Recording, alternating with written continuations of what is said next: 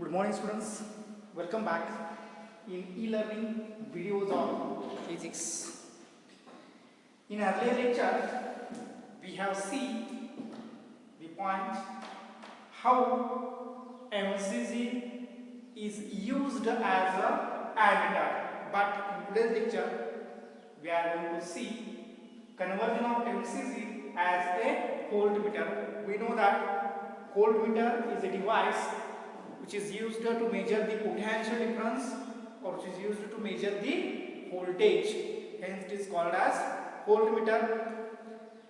In earlier lecture, we have to easily convert MCG or easily use MCG as a ammeter, but here we have to convert or use MCG as a voltmeter, right? We know that in this experiment the spring and moving coil are very delicate, therefore we have to flow current up to 10 milliampere from this coil and spring.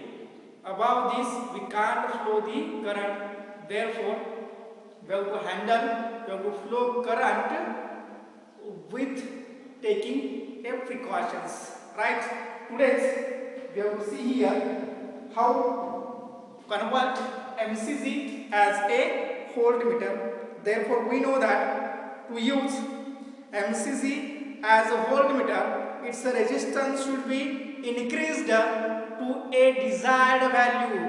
In earlier experiment, we have to decrease the value of resistance, but here we have to increase the value of resistance. म्हणजे काय बघा, जर आपल्याला MCG चा use voltmeter म्हणून करायचा असेल तर आपल्याला काय करायला पाहिजे, जो रेजिस्टन्स आहे तो रेजिस्टन्सची व्हॅल्यू आपल्याला काय करायला पाहिजे, इन्क्रीज करायला पाहिजे आणि अरेंजमेंट अशी करायची की याच्यामध्ये काय तयार व्हायला पाहिजे, लार्ज पोटेन्शियल डिफरन्स तयार व्हायला पाहिजे, right?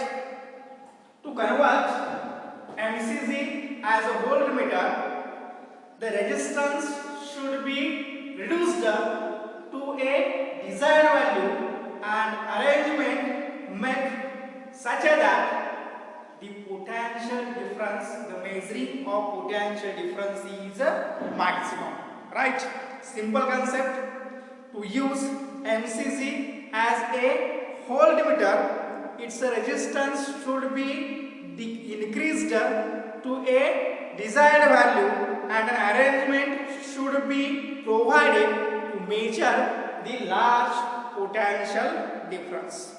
And this can be achieved by connecting a low resistance or shunt resistance in a series with galvanometer resistance, right?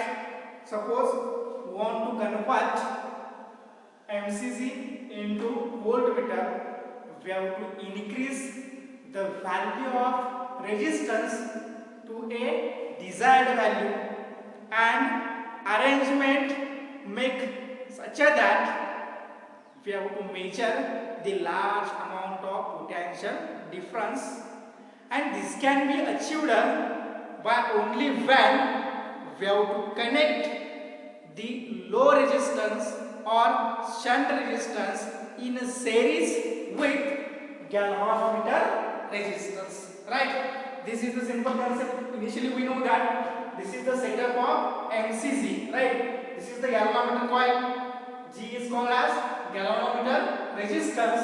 Therefore, the potential difference between both the points is, according to the Ohm's law, V is equal to G into Ig. V is the potential difference between two points. G is the galvanometer resistance and Ig is the current flowing through the moving coil. This is the simple galvanometer or MCG setup. But when you have to convert it, then along with galvanometer resistance, we have to connect the shunt resistance or low resistance named as capital R, and at that time the potential difference between both the points is V is equal to, we have to combine both the resistances G plus R into Ig. This is also according to the Ohm's law. In this type, we have to convert the MCG into voltmeter, right? But we know that here in given diagram G is the resistance of galvanometer. G is called as galvanometer resistance, and Ig is the maximum current flowing through the galvanometer. Then next one, we know that V is the potential difference. Here G is the resistance of galvanometer, Ig is the maximum current flowing through the galvanometer. Then V is the potential difference produced between two ends of the galvanometer, right? Then Rs, this is the, why it is called as Rs? Because it is connected in series. Therefore Rs is the series resistance. We call it is Rs, right? Because it is connected in series, right? Rs with the resistance connected in series with the galvanometer coil resistance. Therefore we know that according to Ohm's law, V is equal to Z plus Rs into Ig. What is the concept? What is the equation? Equation is that V is equal to, in bracket, G plus Rs into Ig, right? But we have to convert this Ig in that side. Therefore G plus Rs is equal to V upon Ig. It is the value V upon Ig. Therefore Rs is equal to V upon Ig minus capital Z. This is the value of series resistance. This is the value of series resistance, right? But we know that by knowing the value of Z, V and Ig, we can easily calculate the value of series resistance, right? Means when we have to consider N is the number of times, right? We know that we have to convert galvanometer as a voltmeter. Therefore we have to consider the number of times, because the voltage, initial voltage is N times the voltage of galvanometer. Therefore here we have to write N is equal to V upon Vg. Means original voltage is N times the galvanometer voltage. Simple. Therefore instead of V upon Ig, or we have to convert it, or we have to put it here, N is equal to, instead of V upon Vg, or instead of V, we have to put this value. Then we get, instead of we have to convert V is equal to N into Vg, right? V is equal to N into Vg. Therefore instead of V, we have to use the N into Vc. But when you have to use N into Vc, then we get, what is the value? Rs. We have to put this value in that equation. We have to put this value in that equation. Therefore Rs becomes, Rs is equal to, instead of V, N into Vc upon Ig minus Z, right? You have to put value N into Vg upon Ig minus capital G. But what is the value of Ig? You have to use, what is the value of Ig? Vg upon Z, because Rs is equal to Nz minus Z, because instead of G we have to write Nz instead of Nvg upon Ig, or instead of Vg upon Ig, from this Vg upon Ig is equal to G. Instead of Vg upon Ig, we have to write capital G. RS is equal to N into capital G minus Z. Therefore, RS is equal to Z into N minus 1. This is the final value. Right? बघा, तर याच्यामध्ये आपण काय केलंय, पण एक simple conversion बघतोय किंवा सिंपल यूज बघतोय की हा जो एमसीजी आहे हा व्होल्टमीटर म्हणून आपण कसं यूज करू शकतोय. हा जो एमसीजी आहे हा व्होल्टमीटर आपण कसं यूज करू शकतोय. आपल्याला माहिती आहे की याच्यामध्ये असणारी जी स्प्रिंग आणि जी मुव्हिंग कॉईल आहे ही व्हेरी डेलिकेट आहे. राईट. त्यामुळे याच्यामधून आपण किती करंट फ्लो करू शकतोय, तर मॅक्झिमम 10 मिली एंपियर एवढा करंट यातून आपण काय करतोय, फ्लो करतोय. समजा त्याच्यापेक्षा जास्त करंट फ्लो करायचा असेल किंवा नसेल, जर असा करायचा असेल तर याला बरोबर एक्झॅक्टली पॅरलल आपण काय जोडायचा, शंट रेझिस्टन्स जोडायचा. आणि जर नको असेल म्हणजे पोटॅन्शियल डिफरन्सची व्हॅल्यू जास्त पाहिजे असेल, जर करंटची व्हॅल्यू जास्त पाहिजे असेल तर लो रेझिस्टन्स किंवा शंट रेझिस्टन्स हा एमसीजी ला पॅरलल मध्ये जोडायचा. आणि करंट ऐवजी जर तुम्हाला पोटॅन्शियल डिफरन्सची व्हॅल्यू जास्त पाहिजे असेल तर तोच लो रेझिस्टन्स किंवा शंट रेझिस्टन्स या एमसीजी ला पॅरलल ऐवजी कसं जोडायचा, सिरीज मध्ये जोडायचा. तर तुम्हाला इथे काय मिळतोय, पोटॅन्शियल डिफरन्स मॅक्सिमम मिळतो. आणि तेच आपल्याला इथे करायचं आहे की या लेक्चर मध्ये आपण काय शिकणार आहे, तर एमसीजी हा व्होल्टमीटर मध्ये कसं कन्वर्ट करायचं. तर पहिली जी डायग्राम आहे ती आहे एमसीजी ची आणि दुसरी जी डायग्राम आहे ती आहे व्होल्टमीटरची. म्हणजे एमसीजी व्होल्टमीटर मध्ये आपण कसं कन्वर्ट केलं ते. बरोबर. आता हे कन्वर्ट करताना आपल्याला माहिती आहे की जर तुम्हाला एमसीजी हा व्होल्टमीटर म्हणून जर यूज करायचा असेल तर रेझिस्टन्सची व्हॅल्यू इनक्रीज करायची एका सर्टन व्हॅल्यू पर्यंत आणि अरेंजमेंट अशी करायची की तुम्हाला काय करता यायला पाहिजे, मॅक्सिमम पोटॅन्शियल डिफरन्स मेजर करता आला पाहिजे. आणि हे जर आपल्याला अचीव करायचं असेल, हे जर आपल्याला मिळवायचं असेल तर आपण काय करू शकतोय की हा जो लो रेझिस्टन्स आहे किंवा हा जो शंट रेझिस्टन्स आहे तो एक्झॅक्टली गॅल्व्हॅनोमीटरचा जो रेझिस्टन्स आहे त्याला कसं जोडायचा, सिरीज मध्ये जोडायचा. आणि ज्यावेळी तुम्ही याला सिरीज मध्ये जोडाल त्यावेळी ऍक्च्युअली त्या एमसीजीचं कन्वर्जन हे कशामध्ये होतंय, व्होल्टमीटर मध्ये होतंय. हा सिंपल कन्सेप्ट आहे. याच्यानंतर आपण ज्यावेळी पोटॅन्शियल डिफरन्स मेजर केला त्यावेळी इथं potential difference V is equal to G into IC होता, पण इथं पोटॅन्शियल डिफरन्स इनक्रीज झाला कारण इथं आपण शंट रेझिस्टन्स का जोडलाय, सिरीज मध्ये जोडलाय. राईट. म्हणून काय असेल potential difference, V is equal to G plus RS into IC असेल. आणि मग याच्यामध्ये ओहम्स लॉ अप्लाय केल्यानंतर जे इक्वेशन आपल्याला मिळालं ते इक्वेशन काय आहे, V is equal to G plus RS into IC. मग हा जो आहे तो या साईडला घेतला, इक्वेशन फिरवून घेतलं त्यावेळी G plus RS is equal to V upon IC. त्यानंतर RS is equal to V upon IC हा G इकडे घेतला मायनस G. हे इक्वेशन आपल्याला मिळालं जे सिरीज रेझिस्टन्सची व्हॅल्यू आपण इझिली कॅल्क्युलेट करू शकतो. राईट. त्याच्यानंतर जर टोटल व्होल्टेजची व्हॅल्यू ही n टाइम गॅल्व्हॅनोमीटरच्या व्होल्टेज इतकी असेल, बघा मी काय म्हणतोय, तुम्हाला इक्वेशन दिसतंय, टोटल व्होल्टेजची व्हॅल्यू n टाइम्स जर गॅल्व्हॅनोमीटरच्या व्हॅल्यू इतकी असेल तर आपण कसं कन्वर्ट करून घेतलं, V is equal to N into Vc.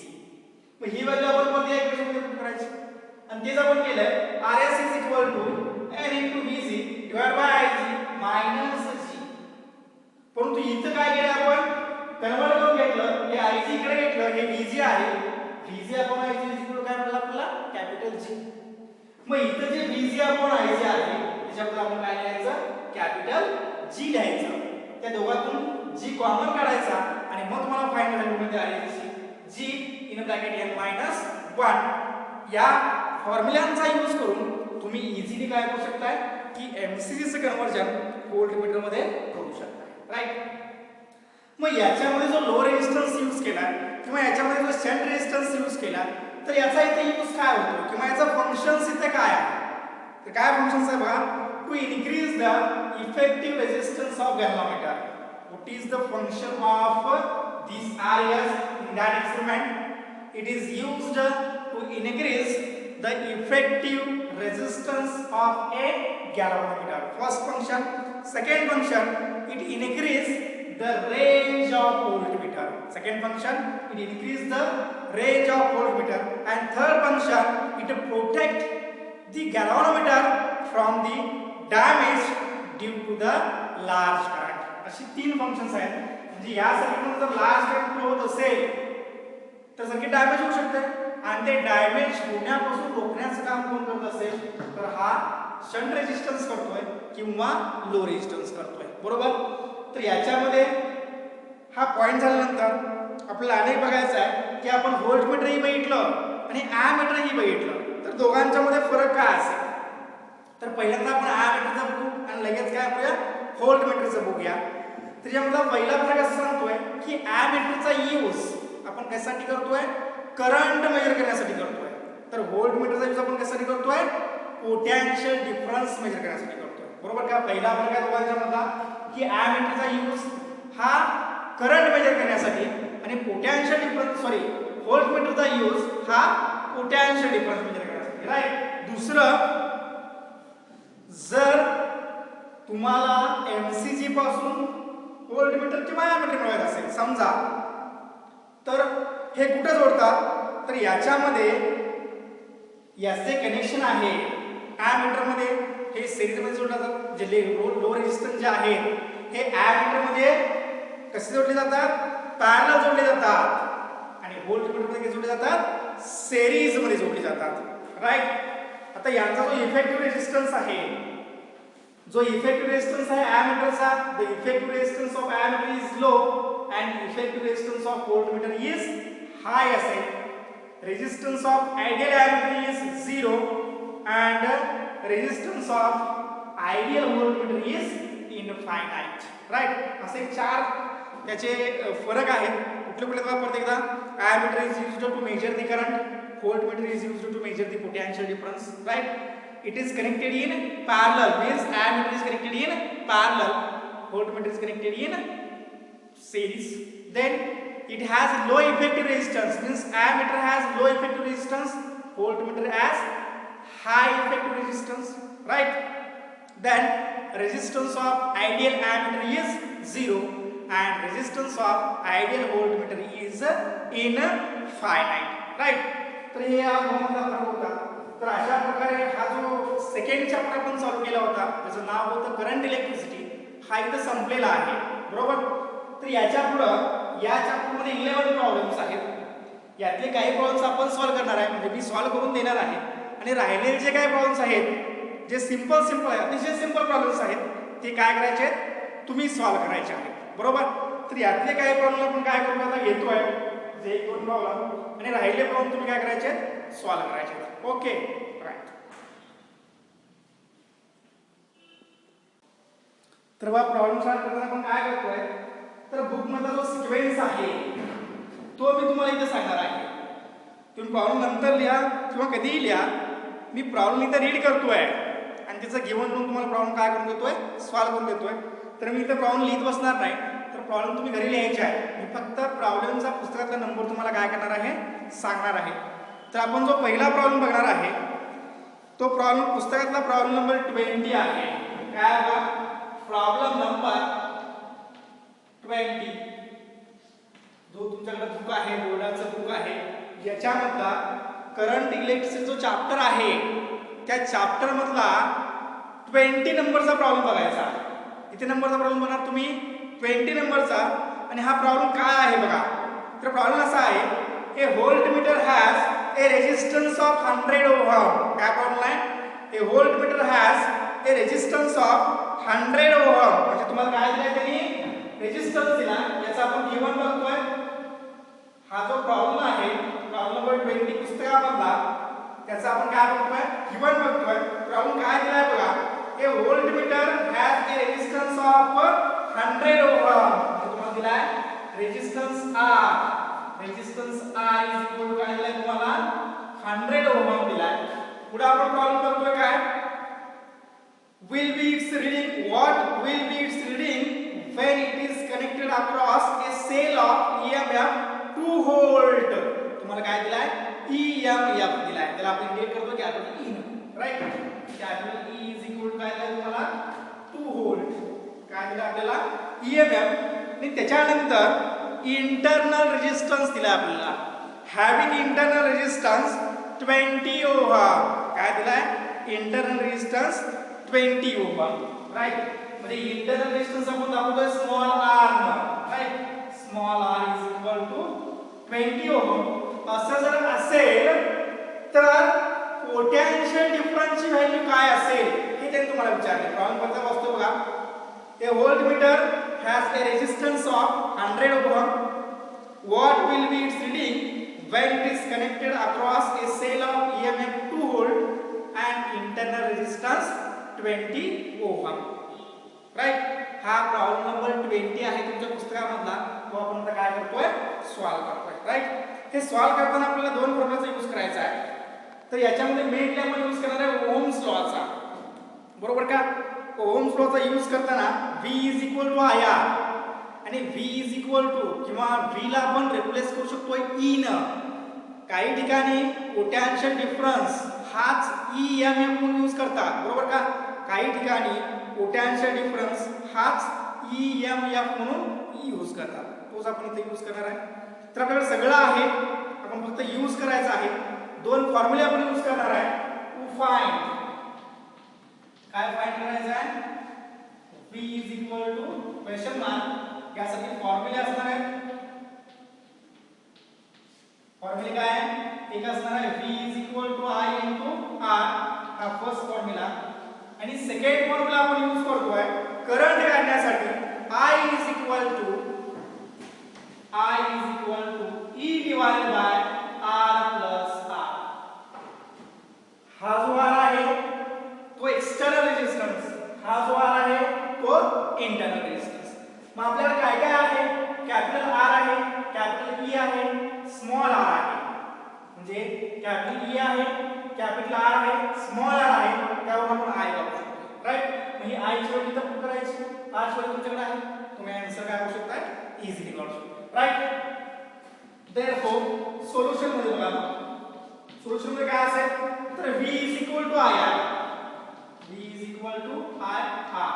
But I ची व्हॅल्यू काय आहे E divide by R plus R. मग आपण काय करायचं E divide by R plus R into हा ओरिजिनल R. याच्यामध्ये या व्हॅल्यू काय करूया पुट करूया, बरोबर. E ची व्हॅल्यू किती आहे E ची व्हॅल्यू आहे 2. R ची व्हॅल्यू किती आहे 100, बरोबर. परत R ची व्हॅल्यू किती आहे 100 प्लस या स्मॉल r ची व्हॅल्यू किती आहे 20. आणि मग हे 200 होणार, बरोबर. हे 120 होणार. हे आणि हे काय होईल कॅन्सल होईल. आणि मग जेव्हा तुम्ही डिव्हायडेशन कराल त्यावेळी तुम्हाला व्हॅल्यू मिळेल. किती व्हॅल्यू मिळेल तर मला वाटतं किती मिळेल 1.67 व्होल्ट. जी व्होल्टेजची व्हॅल्यू आहे किंवा तुमचं जे आन्सर आहे ते किती असेल 1.67. 2 ने त्याला भागा, राईट. अशा प्रकारे तुम्ही काय करू शकता हे आन्सर काढू शकता. हा झाला पहिला प्रॉब्लेम, बरोबर का. सगळ्यांना दिसते का बघा, राईट. तर हा आपण यूज केला का पहिला प्रॉब्लेम. आता सेम प्रॉब्लेम आहे तर प्रॉब्लेम नंबर 12 बघा कुठला प्रॉब्लेम तुमचा. Problem number 12. प्रॉब्लेम नंबर 12 हा तुम्ही सोडवायचा आहे, बरोबर का. याच पुस्तकामधला प्रॉब्लेम नंबर 12 हा सेम टू सेम आहे, बरोबर. तो तुम्ही सोडवायचा आहे. प्रॉब्लेम काय आहे बघा. A voltmeter has a resistance of 30 ohm. What will be its reading when it is connected across a cell of EMF 2 volt having internal resistance 10 ohm, बरोबर. याच्यामध्ये बघा गिवन काय काय दिले सेम असणार आहे. कॅपिटल R तुम्हाला दिलाय, त्यानंतर कॅपिटल E तुम्हाला दिलाय, स्मॉल r तुम्हाला दिलाय आणि V तुम्हाला काय केलाय काढायचा आहे. सेम फॉर्म्युला यूज करायचे आणि याचं काय करायचं कॅल्क्युलेशन करायचं. याचं आन्सर असणार आहे बघा किती. याचं आन्सर असेल 1.5 व्होल्ट. आन्सर किती असणार आहे 1.5 व्होल्ट असेल. हा एक प्रॉब्लेम तुम्ही काय करायचा आहे सॉल्व करायचा आहे. त्याच्यानंतर 2 प्रॉब्लेम झाले, त्यानंतर आपण एक प्रॉब्लेम घेणार आहे. प्रॉब्लेम नंबर मी तुम्हाला सांगतो बघा, पुस्तकाचा प्रॉब्लेम नंबर किती असेल. पुस्तकाचा आपण प्रॉब्लेम बघतोय, 2 प्रॉब्लेम तुम्हाला भेटले की जे खूप सोपे आहेत आणि तुम्हाला इझिली जमतील असे प्रॉब्लेम आपण भेटले. त्यानंतर पुस्तकातला प्रॉब्लेम नंबर 17 काय होतं, आपण प्रॉब्लेम नंबर 17 बघूया काय प्रॉब्लेम नंबर 17. हा जो प्रॉब्लेम आहे 12 नंबरचा प्रॉब्लेम तुम्हाला सॉल्व करायचा, लक्षात ठेवा. बरोबर, एक प्रॉब्लेम मी सॉल्व करून दिला 20 नंबरचा, सेम आहे 12 नंबरचा, तुम्ही सॉल्व करायचा आहे. आणि 17 नंबरचा प्रॉब्लेम एक मी आता काय केलं तुमच्याकडून सॉल्व करून घेतो किंवा मी सॉल्व करून देतोय, तुम्ही फक्त बघा. प्रॉब्लेम असा आहे बघा की जो 70 नंबरचा प्रॉब्लेम आहे तो काय आहे, a potential drop per unit length along a wire is 5 into 10 raised to minus 3 volt per meter. काय दिले, potential drop per unit length. Problem number 70 book मधला प्रॉब्लेम नंबर 70 जे तुम्हाला काय दिले, potential drop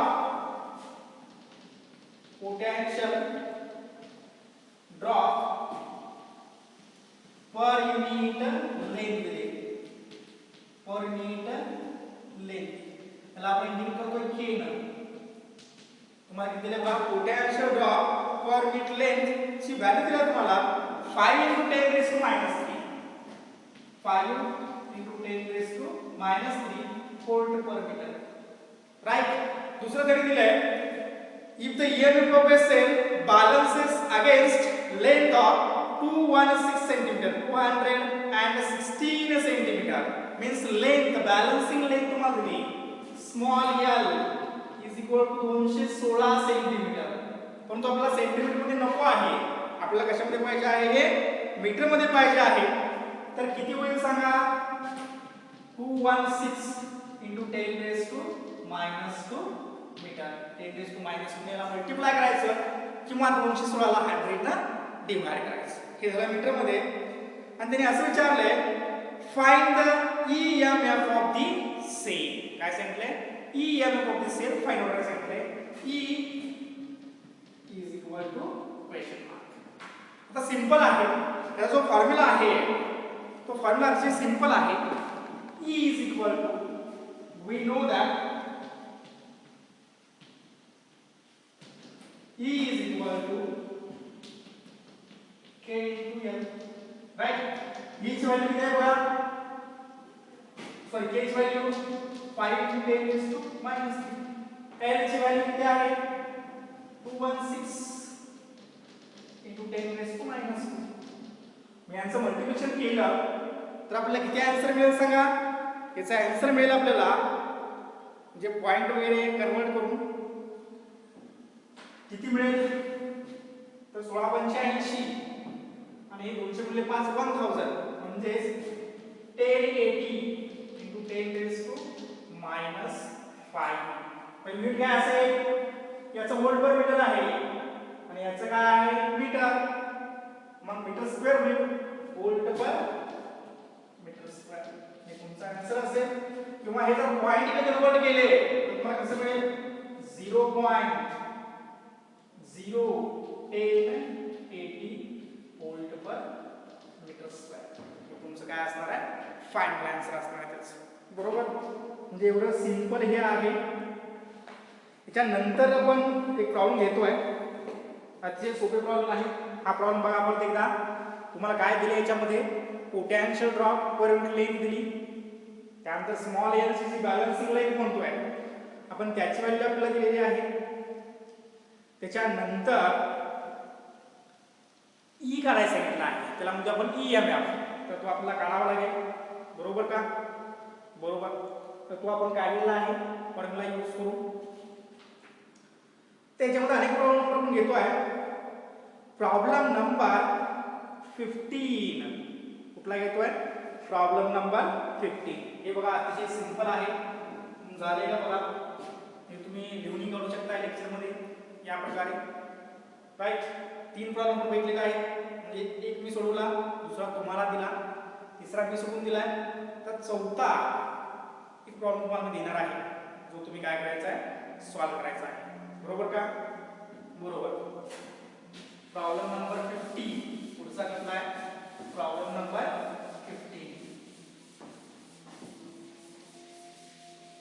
पुढचा प्रॉब्लेम असणार आहे प्रॉब्लेम नंबर 50.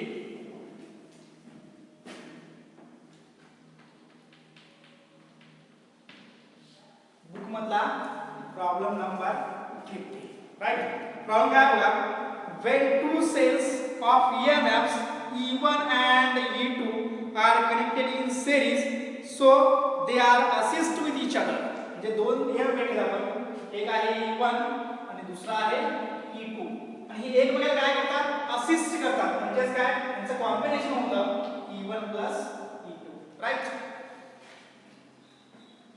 याच्यामध्ये their balancing length on potentiometer is found to be 2.7 centimetre. म्हणजे ज्यावेळी हे दोन्ही सेल्स एकमेकाला असिस्ट होतात तेव्हा त्यांची जी बॅलन्सिंग लेंथ आहे त्याला आपण L1 म्हणू. L1 ही किती असणार आहे, 2.7 सेंटीमीटर, 2.7 मीटर असणार आहे. राइट. हे झालं असिस्ट बद्दल. दुसरं पुढे बघा, when the cells are connected in series so as to oppose each other. Oppose means E1 minus E2 होणार. राइट. जेव्हा ते अपोज असतील काय होतील, E1 minus E2 होतील, आणि त्यावेळेची त्यांची जी बॅलन्सिंग लेंथ आहे ती 0.3 मीटर आहे. त्याला आपण L2 म्हणू. L2 0.3 metre. आणि असं जर असेल तर दोन्ही सेलचा EMF काय करायला सांगितलेला आहे, कंपेअर करायला सांगितलेला आहे. म्हणजे तुम्हाला काय करायचं आहे, E1 upon E2 is equal to question mark. हे तुम्हाला काय करायचं आहे, कॅल्क्युलेट करायचं आहे. तर सिंपल आहे. तुमच्याकडे फॉर्म्युला आहे. काय फॉर्म्युला आहे तुम्हाला माहित आहे. ज्यावेळी आपण याचं ॲप्लिकेशन्स बघितलं पोटॅन्शियोमीटरचं, त्याच्यामध्ये फॉर्म्युला काय आहे बघा, we know that E1 upon E2 is equal to L1 plus L2 divided by L1 minus L2. हा फॉर्म्युला आहे. त्याच्यामध्ये इझिली व्हॅल्यू पुट करायच्या. बरोबर. L1 ची व्हॅल्यू किती आहे, 2.7 प्लस 0.3 डिवाइड बाय 2.7 मायनस 0.3. हे होईल 3 आणि हे होईल 2.4. आणि आन्सर डिव्हायडेशन केलं की तुम्हाला जे सर्टन आन्सर पाहिजे ते मिळून जाईल. आन्सरची व्हॅल्यू असणार आहे, बरोबर आहे का बघा, 2.7. पहिल्याची व्हॅल्यू किती आहे, 2.7 प्लस 0.3 आणि दुसरं 2.7 आणि 0.3, याचा आन्सर असेल 1.25. म्हणजे दोघांचा EMF जर तुम्ही कंपेअर केला तर तुम्हाला किती आन्सर मिळालं, 1.25. बरोबर. तर या लेक्चरमध्ये आपण 4 प्रॉब्लेम्स बघितले आहेत. अशाच प्रकारे आपण काय करतोय, आणि थोडे प्रॉब्लेम बघणार आहे याच्यामध्ये, आणि काही प्रॉब्लेम तुम्ही सॉल्व्ह करायचे आहेत. बरोबर. राहिले प्रॉब्लेम आपण काय करूया, पुढच्या लेक्चरमध्ये बघूया. Okay, thank you.